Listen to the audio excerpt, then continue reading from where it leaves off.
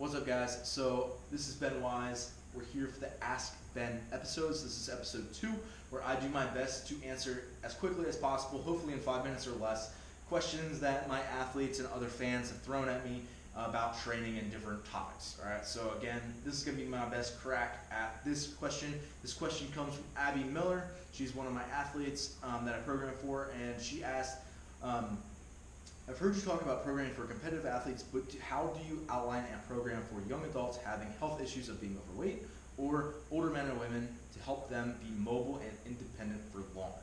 Right?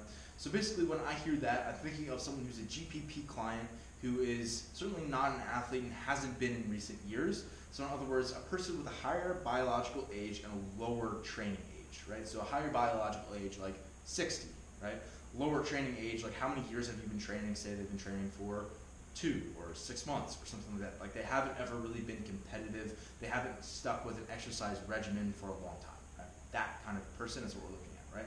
So first of all, we just have to realize that that GPP client is fundamentally different than our athlete, right? Our athlete is like their goal here is to prepare and to compete in some event on a given date. Like that's what I define as an athlete, right? Someone who's preparing for a specific training goal, right?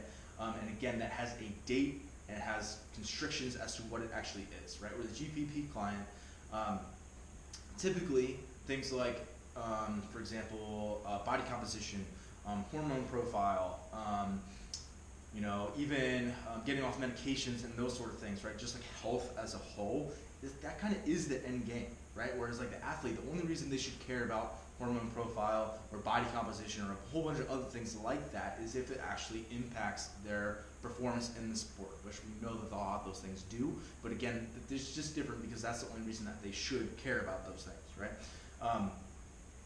And again, the biggest thing for these GPP clients is that we make sure that we give them wins early on, and that allows them to build momentum. And the way that we first do that is by avoiding injury, avoiding burnout, right? And that's a lot more difficult for those clients, again, because of that higher biological age, lower training age, and just more wear and tear on the joints and less resiliency because, again, they're either older or they're overweight, right? Either one of those. So the way that I would attack this is with an energy systems or a spectrum approach to energy systems training, right? Where we get kind of the strength on the one end of the spectrum where we load those fundamental patterns, right? Teaching them the skill, the proper way to lift, to get in squats, hinges, presses, pulls, midline work, like that sort of stuff, teaching them those fundamentals. And then the further end of the spectrum, giving them the things that actually allow them to lose weight and to progress and to build their cardiovascular system and endurance, right? So the sustain, kind of a basic aerobic functioning on that end of the spectrum, right? So we have both the gain and the sustain. We're avoiding some of the pain right there in the middle. And what I mean by that is kind of lactic efforts that are very, again, painful. That's why I'm calling that, right? Because think of like sprints on the assault bike, like more high skill, like things that we call like metcons, right? We're giving them less of that and more things that are on both ends of that, kind of the spectrums, right? So, and that basically just allows them to, again, not be put in a compromised position where they're doing high skill movements under fatigue, and they're, again, we're just kind of avoiding a lot of the pitfalls that even athletes can fall into, right? So, and then realizing that this kind of prevent them from being groggy and burnout and like have cranky joints and those sort of things, and we allow them to do that for a longer period of time, allow them to move better over time, get stronger, get in better shape, and eventually, because obviously you can mix some of that stuff in the right environments, but the idea is that's not the bulk of their training, whereas with a lot of CrossFit, that's what it is, right? So, and last but not least, for sure, is that I would focus on fun. Right? Like if the person can have fun and enjoy it and see progress and have accomplishment as they're doing it, even if it's challenging, they're going to stick with it as long as they don't get burnout or injured. Right?